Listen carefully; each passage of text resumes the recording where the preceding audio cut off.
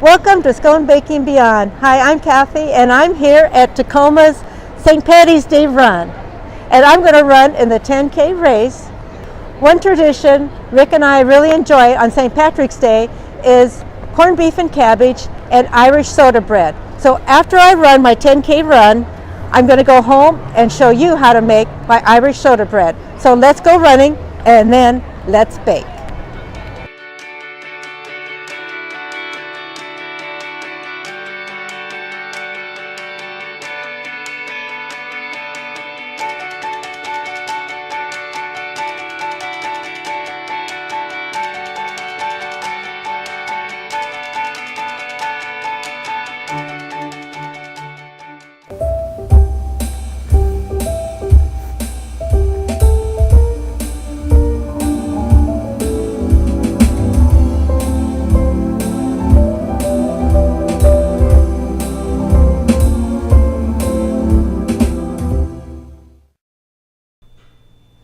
Welcome back. Now that I've completed the Tacoma St. Patrick's Day 10K run, it's time to make my Irish soda bread.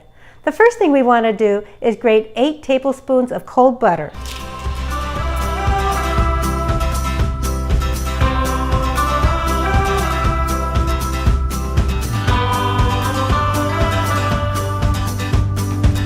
There we go.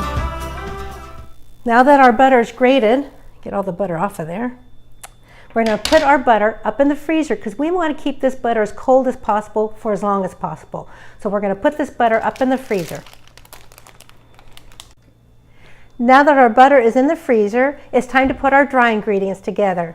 So I have a large bowl because this is a very large Irish soda bread. So I have 2 cups of unbleached all-purpose flour. I have a 1.25 cups of whole wheat flour. I have 1 cup of whole wheat pastry flour, and I have 1/4 cup of rolled oats. And what I did with the rolled oats is I put them in the food processor and ground them up. I did about 10 pulses, ground them up just slightly, and now they're ready to go in. 1/2 cup of sugar, 2.5 teaspoons of baking soda, and 1 teaspoon of salt.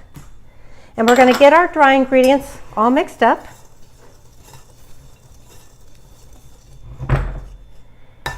And now it's time to add our 1/2 cup of golden raisins and 1/2 cup of currants. And we're just going to get those mixed up. Now it's time to add our frozen butter into our dry ingredients.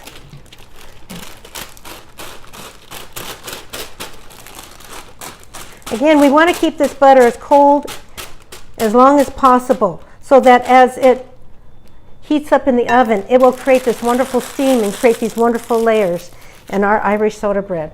And because I grated it, all I have to do is stir in the butter and make sure all the butter is coated by that flour mixture. So we want all the golden raisins, the currants, and the butter totally covered with the flour ingredients. And now we're going to add 2 cups of buttermilk. We're going to get all that all mixed together. Irish soda bread is so easy to make.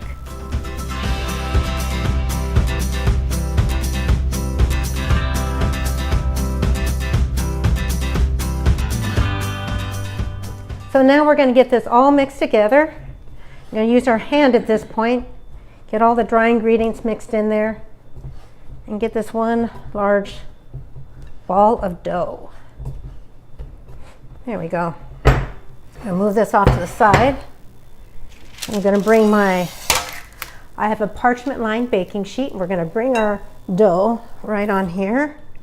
I'm just going to put it right on the parchment lined baking sheet, and we're going to make it into a round disc, and it's going to be about 1 inch to 1.5 inches thick. So right now, if we measure that, this is about 1 inch thick, so that's just right. What we're going to do is we're going to cut an X in the middle of this. See, this is so easy. It comes together so fast. Don't cut all the way through, just about halfway through. Cut a big X in there. And that'll help the center of this large Irish soda bread cook up evenly with the rest of the soda bread. Now it's time to put it in the oven. I preheated my oven to 350 degrees and I'm going to cook it for 45 to 50 minutes. Okay, it's been 45 minutes and our Irish soda bread is done. How you can tell is when you push on it, it's firm. And the first thing we want to do is take our Irish soda bread off this baking sheet because we don't want the bottom of this bread to cook any more than it already has. So we're going to let this rest on our cooling rack for about 5 or 10 minutes and then we'll cut into it. I've let this cool for about 15 minutes, so we're going to cut into it and try it out.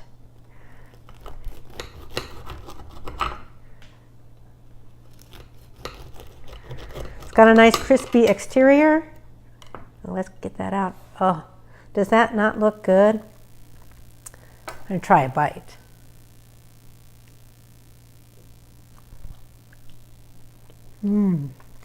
Still warm in there.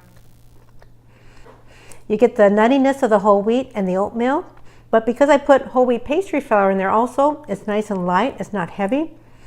You have wonderful texture because of the butter. And because of the currants and the golden raisins, you have a wonderful sweetness to this bread. This is very good. You can serve this plain, like I'm eating it now, or you can serve it with butter and your favorite jam. Rick and I will have this with our corned beef and cabbage a little bit later. So if you like this recipe, please get the full recipe at sconebaking.com. And if you like this video, please give it a thumbs up and subscribe for more videos to come. Thank you very much for watching.